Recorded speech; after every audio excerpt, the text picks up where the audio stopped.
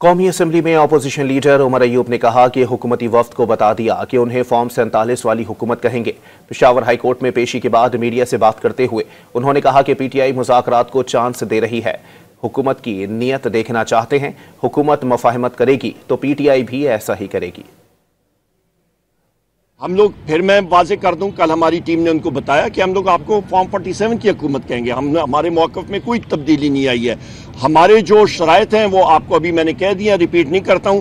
तहरीरी तौर पे भी उनके सामने हम लोग रखेंगे, क्योंकि वो इस वक्त वहाँ पे हुकूमत या जो बागडोर है हुकूमत की फॉर्म 47 ने वो जिस तरह भी संभाली है, उन्होंने संभाली हुई है इस वक्त, या उनको दी गई है उनकी झोली में, या उनको उठा के बिठाया गया है, वो वहाँ पे बैठे हुए हैं। और यहाँ पे हमारी उनके साथ अभी मुज़ाकरात कर रहे हैं, तो मुज़ाकरात को हम लोग चांस दे रहे हैं और उनको हम लोग उनकी नीयत को देखना चाह रहे हैं कि वो किस तरह आगे इस चीज़ को बढ़ाना चाहते हैं। या मुफाहमत करेंगे तो हम लोग भी करेंगे, या वो जफा करेंगे तो फिर देखी जाएगी।